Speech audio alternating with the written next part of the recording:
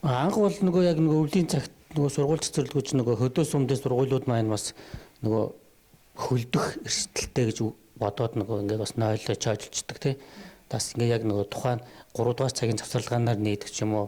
Тэгээ нэг ийм асуудлууд бол байсаа. Тэгээд бид нар бас нөгөө удирдлагуудад нь бас ерөнхийд нь чиглэл зөвлөмж өгөөд наадах чинь ингээд өвлийн цагт бол хамгийн гол нь хэрэглээ байж ээж гэж хөлдөх эрсдлээс хамгаалагдана шүү гэдэг мэдээллийг зөвлөмжүүдийг өгснө үүднээс болохоор одоо бол гайг болсон гэж ойлгож байгаа. Өмнө нь одоо та нөгөө ингэ шээсээ барих те завсарлагын хүлээх юм асуудал байдаг байлаа гэж байна. Тэгэхээр энэ дээр хэдэн жилийн өмнө одоо ийм асуудал байдаг байсан. Тэгээд энэ асуудал одоо хэрхэн зэгцэрж байгаа талаар та яг тодорхой ер нь одоо нэг 2 жил 3 жилийн өмнө бол ийм асуудал гамдлууд бол манад иржсэн хэдийд удаа ирсэн.